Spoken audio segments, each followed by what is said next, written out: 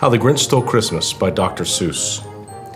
Every Who down in Whoville liked Christmas a lot, but the Grinch who lived just north of Whoville did not. The Grinch hated Christmas the whole Christmas season. Now please don't ask why. No one quite knows the reason. It could be his head wasn't screwed on just right. It could be perhaps that his shoes were too tight.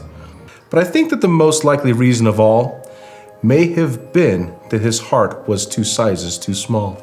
But whatever the reason, his heart or his shoes, he stood there on Christmas Eve, hating the Whos, staring down from his cave with a sour, grinchy frown at the warm lighted windows below in their town. For he knew every Who down in a Whoville beneath was busy now, hanging a mistletoe wreath. And they're hanging their stockings, he snarled with a sneer. Tomorrow is Christmas, it's practically here. Then he growled with his Grinch fingers, nervously drumming, I must find a way to stop Christmas from coming. And then they'd do something he liked least of all. Every Who down in Whoville, the tall and the small, would stand close together with Christmas bells ringing. They'd stand hand in hand, and the Whos would start singing. Then he got an idea, an awful idea. The Grinch got a wonderful, awful idea. I know just what to do, the Grinch laughed in his throat, and he made a quick Santa Claus hat and a coat. And he chuckled and clucked, what a great Grinchy trick. With his coat and his hat, I looked just like Saint Nick. Then he loaded some bags and some old empty sacks on a ramshackle sleigh, and he hitched up old Max. Then the Grinch said, giddy up, and the sleigh started down toward the homes where the Whos lay a snooze in their town.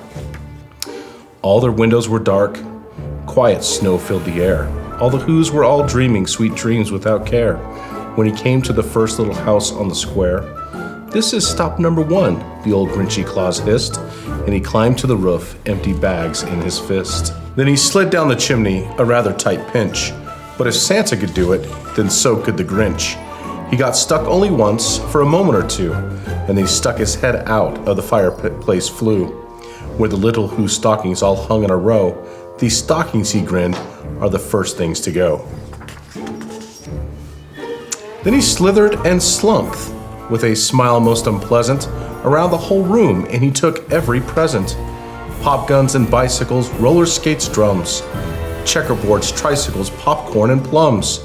And he stuffed them in bags. Then the Grinch very nimbly stuffed all of the bags, one by one, up the chimbley. Then he slunk to the icebox. He took the Who's feast. He took the Who pudding. He took the roast beast. He cleaned out that icebox as quick as a flash. Why, that Grinch even took their last can of Who hash. Then he stuffed all the food up the chimney with glee. And now, grinned the Grinch, I will stuff up the tree. And the Grinch grabbed the tree and he started to shove, when he heard a small sound like the coo of a dove. He turned around fast and he saw a large Who, Papa Lou who was not more than 52. The Grinch had been caught by this large Who father, who'd got out of bed for a cup of cold water. He stared at the Grinch and said, Santa Claus, why? Why are you taking our Christmas tree, why? But you know, that old Grinch was so smart and so slick. He thought up a lie and he thought it up quick. Why, my sweet Papa Who, the fake Santa Claus lied, there's a light on this tree that won't light on one side, so I'm taking it home to my workshop, my friend. I'll fix it up there, then I'll bring it back here. And his fib fooled the man. And then he patted his head and he got him a drink and he sent him to bed. And when Papa Who went to bed with his cup, he went to the chimney and stuffed the tree up. The last thing he took was the log for their fire. Then he went up the chimney himself, the old liar. On their walls he left nothing but hooks and some wire, and the one speck of food that he left in the house was a crumb that was even too small for a mouse. 3,000 feet up the side of Mount Crumpet, he rode with his load to the tip-top to dump it. Pooh-pooh to the Whos, he was grinchiously humming. They're finding out now that no Christmas is coming. They're just waking up. I know just what they'll do. Their mouths will hang open a minute or two, and the Whos down in Whoville will all cry boo-hoo.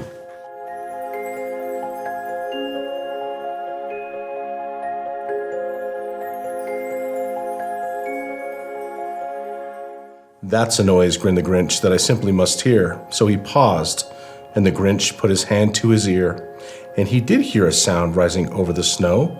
It started in low, then it started to grow. But the sound wasn't sad. Why, the sound sounded merry.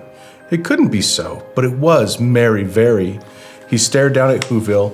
The Grinch popped his eyes. Then he shook. What he saw was a shocking surprise. Every Who down in Whoville, the tall and the small, was singing without any presents at all. He hadn't stopped Christmas from coming.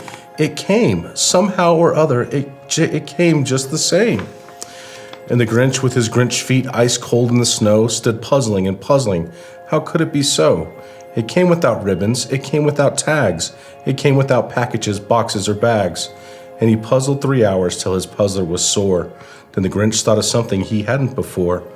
Maybe Christmas, he thought, doesn't come from a store. Maybe Christmas, perhaps, means a little bit more.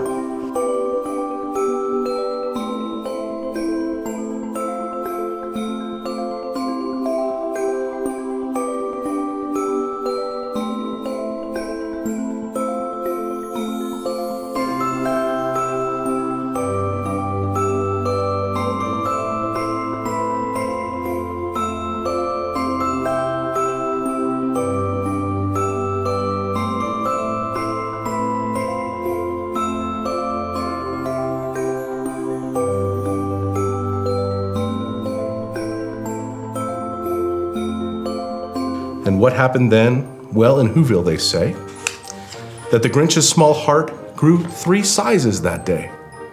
And the minute his heart didn't feel quite so tight, he whizzed with his load through the bright morning light, and he brought back the toys and the food and the feast. And he himself, the Grinch, carved the roast beast. And that is how the Grinch stole Christmas. And to all of you here in Farmington and San Juan County, I wish you and yours a very Merry Christmas. Remember that Christmas is in your heart, and your desire to serve and bring the holiday cheer is up to you. So Merry Christmas.